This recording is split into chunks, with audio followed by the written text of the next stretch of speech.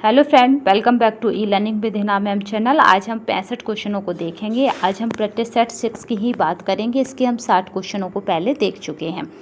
अमूमन आज हमें 65 क्वेश्चन देखने हैं। इस तरह से अब आपको जो प्रैक्टिस सेट मिला करेगा वो 2 पार्टों में मिला करेगा। यानी पहला पार्ट हम 60 कंप्लीट करा दिया करेंगे, उसके बाद बचे हुए क्वेश्चनों को कंप्लीट करा दिया करेंगे, क्योंकि एक साथ पूरे क्वेश्चन अमूमन अभी नहीं हो सकते। जब तक संभव नहीं है उसे हम टुकड़ों में कराने की कोशिश करेंगे। जिन बच्चों की या जिन स्टूडेंटों की ये क्वेरी थी कि मैडम प्रीवियस ईयर के क्वेश्चन पेपर भी कराइए, तो हमारी एक पूरी श्रृंखला प्रीवियस ईयर के क्वेश्चन पेपरों की वीडियो दे चुके हैं। उसकी जो लिंक है वो मैं डिस्क्रिप्शन बॉक्स में दे दूँगी, जिससे कि आप परेशान ना हो। और रहा प्रैक्टिस सेटों की बात, तो प्रैक्टिस सेट में हमारे प्रीवियस ईयर के क्वेश्चन पेपर तथा प्रीवियस ईयर के क्वेश्चनों के साथ साथ नए क्वेश्चन जो बन सकते हैं या जिनके बनने की संभावना पूरी है, उन्हें रखा गया है। तो आप परेशान नहीं हुइए, क्योंकि प्रैक्टिस सेट पहले से ही इस तरह डिज़ाइन किए गए हैं कि उनके परीक्षा में आने की प्रबल संभावना रहेगी। तो चलिए स्टार्ट करते हैं अपना सेशन बिना किसी समय को गवाए हुए, क्योंकि हमें क्या करना है, अब 65 क्वेश्चनों को कंप्लीट करना है। अब यहाँ तक हम करा चुके थे, 60 तक आपको। अब हम बात करते हैं 61वें क्वेश्चनों की, और वही मोटिवेशन कोड, क्योंकि हारा वही है जो लड़ा नहीं है। आप हार नहीं सकते, क्योंकि आप कौन है, भारतीय हैं। इतिहास गवाह है, भारतीय कभी हारते नहीं हैं। तो आप बस क्या करें कि अगर 21 की जंग में हार गए हैं तो 22 की जंग आपकी आखिरी जंग हो। इस तरह से आपको युद्ध लड़ना है। तो चलिए स्टार्ट करते हैं 61 का क्वेश्चन। पहला क्वेश्चन है, निम्नलिखित में से कौन सा कार्य सरलीकरण से संबंधित नहीं है। आपको बता दें, कार्य सरलीकरण पर हम पूरी एक वीडियो दे चुके हैं। अब हम क्या करेंगे कि जो आपका डिस्क्रिप्शन बॉक्स है उसमें जो रिलेटेड हमें लगा करेगा वीडियो, उनकी भी लिंक दे दिया करेंगे। तो आप क्या करेंगे कि कम समय में जल्दी उस लिंक को पहुँच कर उस वीडियो को देख सकेंगे। तो निम्नलिखित में से कौन कार्य सरलीकरण से संबंधित नहीं पूछा गया है। तो पूरी वीडियो हम दे चुके थे कि कौन कौन से कार्य सरलीकरण से रिलेटेड होते हैं। तो आपका जो बजट चार्ट है ये कार्य सरलीकरण से रिलेटेड नहीं होता। अगर कार्य सरलीकरण की बात की जाए इंग्लिश में, तो इसको बोलते हैं वर्ग सिंप्लीफिकेशन। वर्ग सिंप्लीफिकेशन में बाकी सारे चार्ट आते हैं। फ्लो चार्ट हुआ, फ्लो चार्ट का मतलब होता है कि आपने कितने कदम चले फर्श पर। प्रक्रिया चार्ट और परिचालन चार्ट, ये सभी आपके वर्ग सिंप्लीफिकेशन से रिलेटेड हैं। कार्य निष्पादन पर व्यवहारिक प्रयोग में संयुक्त पर संचरित ज्ञान के रूप में परिभाषित किया जाता है। तो आपका जो यहाँ पर राइट आंसर रहेगा कि क्या परिभाषित किया जाता है, तो वो कौशल परिभाषित किया जाता है। नेक्स्ट देखते हैं, बहुविवाह, बहुपत्नी विवाह, बहुविवाह और समूह विवाह और अनियंत्रित विवाह, ये सभी प्रकार हैं। तो ऐसे विवाह जिन पर कोई कंट्रोलिंग नहीं होती, वो किस तरह के विवाह हैं, तो वो सभी बहुविवाह के अंतर्गत आते हैं, क्योंकि इनमें कोई नियम के अंदर भी काम नहीं करता। बस इच्छा हुई शादी कर ली, जैसे पहले के लोग करते थे। आपका है ट्राइसेम योजना में लक्षित समूह है। तो यहाँ पे जो राइट आंसर रहेगा वो हमारा क्या रहेगा, यहाँ पे बी रहेगा। याद रखिएगा, ग्रामीण युवा, ये बहुत मोस्ट इम्पोर्टेंट है, क्योंकि ट्राइसेम आप नहीं समझे कि इसमें क्या हो सकता है, बट आपको याद रखना है ग्रामीण युवा। यहाँ पे ना महिला ना पुरुष, जो ग्राम का हो वो ग्रामीण युवा। भारतीय मानक संस्थान यानी ISI की स्थापना किस वर्ष हुई थी। तो यहाँ पे जो राइट आंसर रहेगा वो हमारा है 1947 में हुई थी भारतीय मानक संस्थान यानी ISI की स्थापना। अगर आपको इस तरह से आप याद रख सकते हैं कि हमें स्वतंत्रता कब मिली थी, 1947 में। जब भी हमें टाइम मिलेगा तो हम क्या करें कि ईयर वाइज आपके लिए योजनाओं को रखेंगे, जिससे एक को याद करने पर आपको दूसरी अपने आप याद हो जाए एग्जाम हॉल में। पारिवारिक सदस्यों के लिए सिलाई और बुनाई करने वाली एक पत्नी उदाहरण है किसकी। तो जब ये इस तरह की पत्नियां आपको मिलती हैं तो वो किस तरह की उदाहरण है, तो वो हमारी हैं वास्तविक प्रत्यक्ष आय की, क्योंकि वो क्या कर रही हैं, सिलाई और कढ़ाई के जरिए आपके घर में पैसे का यानी पैसा आ रहा है, तो वो प्रत्यक्ष आय होती है। SARS को प्रस्तावित करें। तो यानी इसकी फुल फॉर्म पूछी गई है। तो यहाँ पर अगर फुल फॉर्म की बात की जाए तो ये हो जाती है सीवियर एक्यूट आपका रेस्पिरेटरी सिंड्रोम। ठीक है, ये होता है आपका SARS। नेक्स्ट चलते हैं, कूड़े करकट के विसर्जन की उत्तम विधि है। तो यहाँ पे जो राइट आंसर रहेगा वो हमारा रहेगा खाद बनाना, इसकी क्या है उत्तम विधि है। घर की सफाई में सर्वाधिक महत्व है। तो आपका जो राइट आंसर है यहाँ पे वो हमारा है यहाँ पे दैनिक सफाई का सर्वाधिक महत्व है। इस पुस्तक के लेखक का नाम चुने, यानी मैनेजमेंट इन फैमिली लिविंग। तो यहाँ पे आपको बताना है कि क्या नाम है इस पुस्तक का। तो ये हमारा यहाँ पे जो रहेगा वो हमारा निकिल एवं डॉर्सी इस पुस्तक का नाम है। नेक्स्ट चलते हैं, जो ये PDF है आपको टेलीग्राम चैनल पर मिल जाएगी, तो परेशान होने की आवश्यकता नहीं है। अगर आपने इससे पहले वाले पार्ट को नहीं देखा है तो उसकी भी लिंक हम डिस्क्रिप्शन बॉक्स में दे देंगे, क्योंकि हर प्रैक्टिस सेट अब हमारा 2 पार्टों में आया करेगा। निर्णय प्रक्रिया को प्रभावित करने वाला तत्व नहीं है। तो यहाँ पे आपका जो निर्णय डिसीजन है, डिसीजन मेकिंग, उसको कौन प्रभावित नहीं करता, तो उसको योजना प्रभावित नहीं करती। ज्ञान, मूल्य और पारिवारिक संसाधन हर एक योजना को प्रभावित करते हैं। कपड़ा धोने की मशीन में सूती कपड़ा कितने तापमान पर धोना चाहिए, ये काफ़ी मोस्ट इम्पोर्टेंट क्वेश्चन है, क्योंकि अभी तक नहीं आया है। तो ये हमारा है 160 सेंटीग्रेड तापमान पर धोना चाहिए। किसके लिए प्रधान रचना में रंग, रेखा, आकृति तथा अलंकरण में पुनरावृत्ति, स्थिरीकरण तथा आपका है विकर्ण का प्रयोग करना चाहिए। तो यहाँ पे जो राइट आंसर रहेगा वो हमारा है लय के लिए हम क्या करते हैं, इसका प्रयोग करते हैं। ये काफ़ी बार पूछा गया है आपका लय, और ये हर बार नए तरीके से पूछा जाता है, क्योंकि MCQ टाइप क्वेश्चन में हमने हर बार बताया आपको का आंसर आएगा वही, बट उसके पूछने की लैंग्वेज हर बार आपको चेंजेस मिलेगी, क्योंकि बन ही वो वही सकता है। कपड़ों की खरीदारी के लिए दिन का कौन सा समय सबसे उपयुक्त है। तो आपका जो राइट आंसर रहेगा वो आपने देखा है कि मार्केट हमेशा दोपहर के 12 बजे के बाद ही रोल चौल बढ़ती है, तो दोपहर के बाद ही खरीदना सबसे उत्तम है। रेडीमेड कपड़ों के निर्माण में नाप की किस विधि का प्रयोग किया जाता है, ये काफ़ी रिपीटेड क्वेश्चन है, काफ़ी अच्छा क्वेश्चन भी है। तो यहाँ पे जो राइट आंसर रहेगा वो हमारा चेस्ट सिस्टम का प्रयोग किया जाता है। आपने देखा होगा वो पूरे का आपका नाप ना लेकर केवल चेस्ट का साइज लेते हैं, अगर लंबाई उन्हें करनी होती है तो केवल और केवल आपकी लंबाई और चेस्ट 2 को लेते हैं। मगर इसने पूछा है कि किस विधि का ज़्यादातर प्रयोग करते हैं, तो वो हमारा चेस्ट विधि का प्रयोग किया जाता है रेडीमेड में। ढाका मसलिन बुने हुए पैटर्न के साथ डॉट डॉट के नाम से जाना जाता है। तो यहाँ पे जो राइट आंसर रहेगा 76 का, क्योंकि काफ़ी फेमस होता है ये, तो इसको बोलते हैं जामदानी, क्योंकि इसमें इस तरह की डिजाइन बन जाती है। नेक्स्ट चलते हैं, कौन सी कढ़ाई का सुमेल नहीं है। तो इसमें यहाँ पे हमें सुमेल देखना है, यानी कौन पेयर्स आपस में नहीं मिल रहे हैं।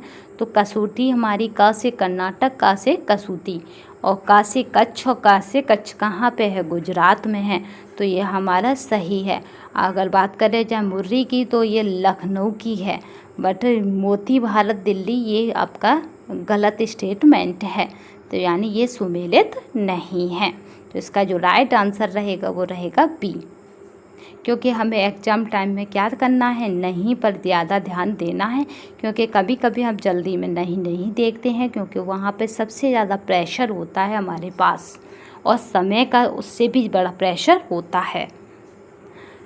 शहर जो जरी कढ़ाई के लिए प्रसिद्ध है। तो यहाँ पे जो राइट आंसर है कि ऐसा कौन सा शहर है जो जरी कढ़ाई के लिए फेमस है, तो आपका बनारस जो है जरी कढ़ाई के लिए फेमस है। आप इस तरह से याद रख सकते हैं, जरी में क्या है, रा, बनारस में क्या है, रा, ठीक है, रस, जरी रस। ठीक है। जड़ी कढ़ाई कहाँ की है? बनारस की। अवरोधक छपाई के लिए प्रयोग किया जाता है, तो आपका जो 79 का राइट आंसर रहेगा वो हमारा है लेई का प्रयोग किया जाता है, क्योंकि जहाँ पे हमें रंग नहीं छड़ाना होता है वहाँ पर हम लेई को लगा देते हैं, चाहे वो मोम की लेई हो चाहे कोई भी अवरोधक हो। परिसज्जा का उद्देश्य है, तो यहाँ पे जो राइट आंसर रहेगा वो रहेगा आकर्षक बनाना परिसज्जा का उद्देश्य है, क्योंकि इसीलिए फिनिशिंग करी जाती है कि कपड़ा आकर्षित लग सके। जिस तरह मेकअप करते हैं उसी तरह। आपका है क्रेविंग एक फिनिश है, किसके लिए? तो आपका जो राइट आंसर है कि यानी किस पर की जाती है क्रेविंग, तो ये आपकी सिल्क पर की जाती है। ये काफ़ी इम्पोर्टेंट क्वेश्चन है और तथा नया क्वेश्चन है, याद रखिएगा।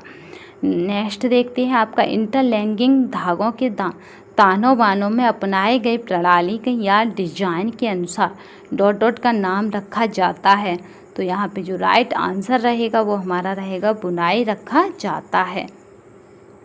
जो ये PDF आपको टेलीग्राम चैनल पर मिल जाएगी, तो परेशान होने की आवश्यकता नहीं है। निम्नलिखित में से कौन सा अग्नि प्रतिरोधी वस्त्र है?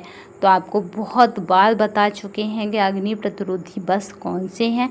तो आपका जो यहाँ पे है स्पेंडेक्स क्या है? अग्नि प्रतिरोधक वस्त्र है। ये किससे बचता है? आपका एस्बेस्टस धागे से बनता है। क्योंकि एस्बेस्टस धागा क्या है? इसको इसमें मतलब एस्बेस्टस जो धागा इसको अग्नि नहीं छू पाती है या ये अग्नि को नहीं पकड़ता है। आपका है यहाँ पे आ ही गया है जिसकी अभी जिक्र करी जा रही थी। आपका एस्बेस्टस है, तो ये क्या है? आपका मिनरल धातु है, क्योंकि ये खनिज है एक तरह से। ठीक है। नेक्स्ट चलते हैं। रेशम का कीड़ा अपने जीवन चक्र में किस चरण में तंतु पैदा करता है? तो यानी वो कौन सा ऐसा चरण है तब आपका तंतु पैदा करता है? तो वो बहुत बार पूछा गया, तो वो हमारा है प्यूवा। प्यूवा में क्या करता है? वो तंतु पैदा करता है, फाइबर पैदा करता है। नेक्स्ट चलते हैं। फ्लैक्स के पौधे के लिए डॉट डॉट प्राप्त करने के लिए रिपलिंग की जाती है, तो आपका जो राइट आंसर रहेगा 86 का वो हमारा रहेगा लिनन की रिपलिंग की जाती है। नेक्स्ट चलते हैं। मिलावट निरोधक अधिनियम की शुरुआत कब हुई थी? तो आपका जो राइट आंसर रहेगा वो हमारा रहेगा 1954 में हुई थी। नेक्स्ट चलते हैं। मूंग दाल, बेसन, चना जैसी दालों के लिए आपका है अपमिश्रक के रूप में इनमें से क्या प्रयुक्त नहीं किया जाता? तो यहाँ पे 88 का जो राइट आंसर रहेगा वो हमारा मसले हुए आलू का प्रयोग नहीं किया जाता। बाद बाकी हम सभी अपमिश्रक के रूप में प्रयोग करते हैं। खाद्य पदार्थों के संरक्षण के लिए कौन सी विधि अधिक वैज्ञानिक है? तो यहाँ पे जो राइट आंसर रहेगा वो हमारा रहेगा विकिरण विधि अधिक वैज्ञानिक है। ज्वर से पीड़ित वयस्क व्यक्ति के आहार में कितना कैलोरी देना चाहिए? तो आपका जो राइट आंसर है वो हमारा 27 कैलोरी देना चाहिए। जो अभी आपका RD का न्यू चार्ट आया है उसके अकॉर्डिंग भी हम आपको एक दिन करा देंगे, तो 2700 कैलोरी देनी चाहिए। निम्न सोडियम युक्त आहार की संस्तुति की जाती है, यानी किसको ये सजेस्ट किया जाता है कि वो क्या करे? सोडियम की मात्रा कम ले। तो हाई ब्लड प्रेशर यानी उच्च रक्तचाप के रोगी को ये सजेस्ट किया जाता है कि वो कम नमक खाए। निम्न में से कौन सी बीमारी ओरल फीकल रूट से फैलती है? तो आपका जो राइट आंसर रहेगा यहाँ पे वो हमारा म्यादी बुखार जो है वो ओरल फीकल रूट से फैलती है। नेक्स्ट चलते हैं और सारी सूची को देखते हैं और मैं यहाँ पे क्या करना है? मिलान करना है। ठीक है। तो मिलान या में इस तरह से हमें मिलान करना है कि क्या करना है? मूत्र में प्रोटीन कब आता है? ठीक है। ग्लूकोज की मात्रा बढ़ती है, मूत्र में प्रोटीन आता है, ये सब हमें क्या करना है? यहाँ पे हमें मिलान करना है। तो मिलान कुछ इस तरह से करेंगे। अगर हम बात की जाए डायबिटीज़ की यानी मधुमेह की, तो आप सबको पता है कि उसमें क्या होता है? ग्लूकोज मूत्र के माध्यम से निकलता है, जिससे कि शरीर की एनर्जी का लेवल डाउन होता जाता है। अब बात करें आपका स्क्लेरोसिस की, तो यहाँ पे मूत्र में क्या निकलती है? प्रोटीन की मात्रा निकलती है। अब बात करें वृक्कशोथ की यानी आपकी नेफ्रोटिक सिंड्रोम की, तो यहाँ पे क्या होता है? रक्त में अधिक कोलेस्ट्रॉल की मात्रा बढ़ जाती है, इसलिए ये हो जाता है। अगर जिगर रोग की बात करें तो यहाँ पे आपका सिरोसिस, तो यहाँ पे क्या होता है, जलोदर हो जाता है। तो आपका इस तरह से ये राइट होंगे। तो देख लेते हैं कि इसकी कूट जो बनेगी वो क्या राइट है। तो यहाँ पे कूट से ज़्यादा इनके नाम इम्पोर्टेंट हैं, क्योंकि किसी भी तरह आपसे पूछे जा सकते हैं, क्योंकि कूट का तो कुछ नहीं है, कूट को घुमाया भी जा सकता है। तो आपको याद रखना है इसके नामों को जो अभी आपको कराए गए हैं कि प्रोटीन की मात्रा कब बढ़ेगी। और याद रखिए मधुमेह का ज़्यादा याद रखिएगा, मधुमेह में ग्लूकोज की मात्रा जाती है मूत्र में। चलिए नेक्स्ट देखते हैं।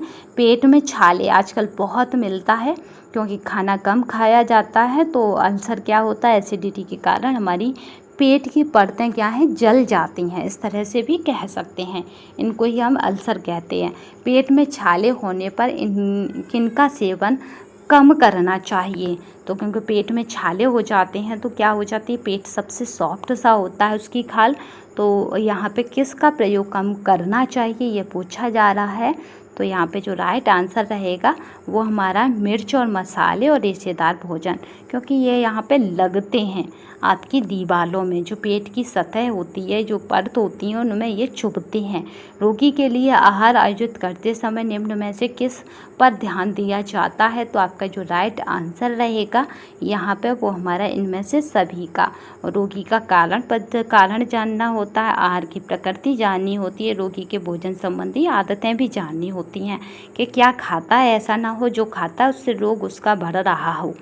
प्रौढ़ व्यक्तियों में प्रोटीन की आवश्यकता कितनी होती है। तो आपका जो राइट आंसर है वो हमारा है 1 किलोग्राम शारीरिक वजन के, ठीक है, इतनी उसकी आवश्यकता होती है। अगर उसका शरीर मतलब है तो आपको 1 ग्राम उसको देना है शारीरिक वजन के अनुसार। बालों उपहार यानी बाल उपहार योजना, बाल विकास फंड योजना किस बैंक या संस्थाओं के अंतर्गत कार्य कर रही है। तो आपका 97 का जो राइट आंसर रहेगा वो हमारा जीवन बीमा निगम तथा भारतीय यूनिट ट्रस्ट के अंतर्गत कार्य कर रही है। नेक्स्ट चलते हैं। आपका जल शुद्धिकरण की रासायनिक विधियों में क्लोरीन के किस रूप को सर्वश्रेष्ठ माना गया है। तो यहाँ पे जो राइट आंसर रहेगा कि कौन से रूप को, तो वो हमारा ब्लीचिंग पाउडर को सर्वश्रेष्ठ माना गया है। नेक्स्ट चलते हैं। आधारीय सर्वेक्षण की एक विधि है। तो आपका जो राइट आंसर रहेगा वो हमारा है 24 घंटे अनुस्मरण करना। ये क्या है, आधारीय सर्वेक्षण की एक विधि है। निम्नलिखित में से कौन से भोजन आपका लैक्टिक अम्ल विकिरण द्वारा उत्पादित होते हैं। तो यहाँ पे जो राइट आंसर आपको मिलेगा वो हमारा है दही। दही जो है आपका लैक्टिक अम्ल विकिरण के द्वारा उत्पादन होते हैं, क्योंकि ये दूध के प्रोडक्ट हैं। कच्चे फलों से कठोर गंध आती है क्योंकि उनमें होता है। तो आपका जो राइट आंसर है वो हमारा होता है ट्रिप्सिन निरोधक होता है कच्चे आपके फलों में, इसलिए उसमें से आती है। कृत्रिम झील का दूसरा नाम क्या है। तो आपका जो यहाँ पर राइट आंसर रहेगा वो हमारा परिवृत्त जलाशय। ये बहुत बार पूछा गया क्वेश्चन है। तो अब हम बताते जाते हैं कि आपको क्या बहुत बार पूछा जा चुका है, जिससे कि आपको भी पता रहे कि हमने क्या करा है, अपने क्वेश्चनों में ऐसे क्वेश्चनों को रखा है जो आए हुए भी हैं तथा जिनके आने की प्रबल संभावना है। जल की कठोरता किसकी उपस्थिति के कारण होती है। तो आपका जो राइट आंसर रहेगा यहाँ पे कि किसकी उपस्थिति, तो वह हमारा सोडियम साल्ट की उपस्थिति के कारण होती है। खाद्य पदार्थों को कैल्शियम की मात्रा के अनुसार अधिक से कम मात्रा के क्रम में लगाए गए विकल्प का चयन कीजिए। तो यहाँ पे जो राइट आंसर रहेगा कि कम, तो यहाँ पे जो रहेगा वो हमारा दूध, रागी, पालक और चावल, इस तरह से कैल्शियम की मात्रा के अनुसार लगाएंगे, क्योंकि दूध में सबसे ज़्यादा कैल्शियम पाया जाता है। नेक्स्ट चलते हैं। आपका कार्निनल जीरोसिस यानी सूखापन की कमी का एक रोग विषयक चिन्ह है। तो आपका जो राइट आंसर है यहाँ पे वो हमारा है विटामिन डी, क्या है, एक रोग विषयक चिन्ह है, क्योंकि इसी को कहते हैं सूखावा। निम्नलिखित में से कोलेस्ट्रॉल का सर्वाधिक घनिष्ठ संबंध किससे है। तो आपका यहाँ पे जो राइट आंसर है वो हमारा कोलेस्ट्रॉल का वसा से। अगर आप वसा की मात्रा अधिक लेते हैं तो आपका कोलेस्ट्रॉल बढ़ेगा, उससे कोई रोक नहीं सकता। निम्नलिखित में से कौन सा भूपा का उदाहरण नहीं है। तो आपका जो राइट आंसर है यहाँ पे वो है ओलिक अम्ल क्या है, इसका उदाहरण नहीं है। प्रकृति से सीधे तौर पर प्राप्त होने वाली विटामिन कौन सी है जिसके लिए किसी भोज्य पदार्थ की भी ज़रूरत नहीं है। तो आपको पता है प्रकृति की सबसे अच्छी जो देन है यानी प्राकृतिक विटामिन है वो विटामिन डी है, जिसके लिए किसी भी भोज्य पदार्थ की भी आवश्यकता नहीं होती। ऊर्जा का वह प्रमुख स्रोत निम्न में से कौन सा है जिसे कुल दैनिक भोजन का प्रमुख भाग होना चाहिए। तो आपका जो राइट आंसर है यहाँ पे वो हमारा क्या रहेगा, कार्बोहाइड्रेट है, क्योंकि हम इससे सबसे अधिक ऊर्जा लेते हैं अपने भोजन में। कार्बोहाइड्रेट से रक्त हानि की रोकथाम डॉट कहलाती है। तो आपका जो राइट आंसर यहाँ पे रहेगा वो हमारा है रक्त का धक्का जमना। ठीक है, नेक्स्ट चलते हैं। डॉक्टर एस स्वामीनाथन द्वारा निम्नलिखित में से कौन से खाद्य वर्ग की अनुशंसा की गई है। यह हर बार पूछा जाता है, काफ़ी इम्पोर्टेंट क्वेश्चन है। तो 11 खाद्य वर्ग की अनुशंसा की गई है। हम 11 खाद्य वर्गों की चर्चा कर लेंगे। मनुष्य 10 कैलोरी ऊर्जा प्राप्त करता है।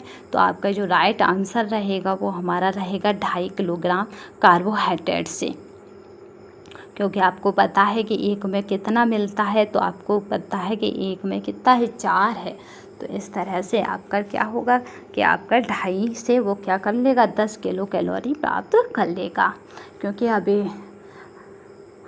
इतना स्वास्थ्य ठीक नहीं है कि हम पूरी श्रृंखला एक साथ ले सकें, तो इसलिए हम टुकड़ों में ही इसे कराएंगे। बुद्धि लब्धि निकालने का फॉर्मूला है डॉट। तो आप सबको पता ही है, साइकोलॉजी में दे रखा है बुद्धि लब्धि का फॉर्मूला। तो वो होता हमारा MA/CA गुणा 100। M होता है आपका मेंटल हेल्थ, CA जो होता है आपका होता है क्लिनिकल यानी वास्तविक आयु गुणा 100 का उसमें करा जाता है परसेंटेज निकालने के लिए। क्योंकि सिर हमेशा क्या होता है, ऊपर होता है। तो याद रखिएगा MA होता है आपकी मेंटल एज। चलिए नेक्स्ट चलते हैं। मेंटल एज का मतलब है आपने टेस्ट में कितने अचीव किए मार्क्स। ठीक है, जैसे किसी के सपोज़ मार्क्स कितने हैं 15 है, उसकी आयु कितनी है 12 है। तो इस तरह से गुणा 100 कर दिया जाता है। तो यहाँ पे इस तरह से इसे डिवाइड कर देते हैं। नेक्स्ट चलते हैं। अनुसंधानकर्ता द्वारा स्वयं संकलित किए गए आंकड़ों को कहा जाता है। तो आपका जो राइट आंसर रहेगा यहाँ पे है स्वयं संकलित कर रहा है। तो वो प्राथमिक डेटा होता है, क्योंकि वो किसी से ले नहीं रहा है। जनसंख्या शिक्षा जनसंख्या समस्या से संबंधित ज्ञान के प्रति चेतना है। यह परिभाषा किसकी है। तो आपका जो राइट आंसर है वो हमारा है वर्नली सन की है ये परिभाषा। बाह्य रक्तस्राव को रोकने के लिए प्रयोग की जाती है। तो आपका जो राइट आंसर है वो हमारा लंबी पट्टी प्रयोग की जाती है। आपका है नेक्स्ट चलते हैं। आपका लेविंसन ने अपनी पुस्तक में वयस्क विकास का मॉडल प्रस्तुत किया है। इस पुस्तक का शीर्षक है। तो आपका जो राइट आंसर है वो हमारा है आपका seasons of A minus life, इसका शीर्षक है। ठीक है, नेक्स्ट चलते हैं। पर्यावरण के अजैविक घटक हैं। तो आपका जो राइट आंसर है वो हमारा है इनमें से सभी क्या है, पर्यावरण के अजैविक घटक हैं। जल, स्थल, आसपास की वायु। व्यक्ति की व्यक्तित्व झलकता है। तो आपका जो राइट आंसर है वो हमारे घर की साज सज्जा से व्यक्ति का व्यक्तित्व झलकता है। ऊन जिस प्रोटीन का बना होता है उसे कहते हैं। तो आपका जो राइट आंसर है वो हमारा है कैरेटीन कहते हैं। कैरेटीन का बना होता है ऊन डॉट। एक बच्चे की शारीरिक, भावनात्मक और बौद्धिक क्षमता को विकसित करता है। तो आपका जो राइट आंसर है वो हमारा है खेलना क्या है, विकसित करता है। सामाजिक व्यवहार जन्म के समय शुरू होता है। तो आपका जो राइट आंसर है वो हमारा है असत्य है, क्योंकि सामाजिक व्यवहार जन्म के समय शुरू नहीं होता। क्योंकि जब तक बच्चा 1-1.5 साल का होता तब तक क्या उसमें जब तक बाल्यावस्था होती है सामाजिकता नहीं होती, डाली जाती है। ठीक है, 6 महीने से 2 वर्ष के बीच के बच्चे के अस्थायी दांतों की संख्या कितनी होती है। तो ये हर बार रिपीट किया जाता है, बहुत मोस्ट इम्पोर्टेंट क्वेश्चन है। 20 होती है। नेक्स्ट चलते हैं। शरीर के ऊतक में पानी के जमा होने को कहते हैं। तो आपका जो राइट आंसर है वो हमारा ओडिमा कहते हैं, जब शरीर में क्या होता है, पानी अधिक हो जाता है। गेहूं में पाए जाने वाला प्रोटीन है। तो आपका जो राइट आंसर है यहाँ पे वो हमारा ग्लूटीन है। तो आज हमने अपनी श्रृंखला को कंप्लीट कर लिया है। अगली श्रृंखला भी हमारी इसी तरह 2 टुकड़ों में आएगी। तो तब तक के लिए बस धन्यवाद। तब तक के लिए बस धन्यवाद। वंदे मातरम।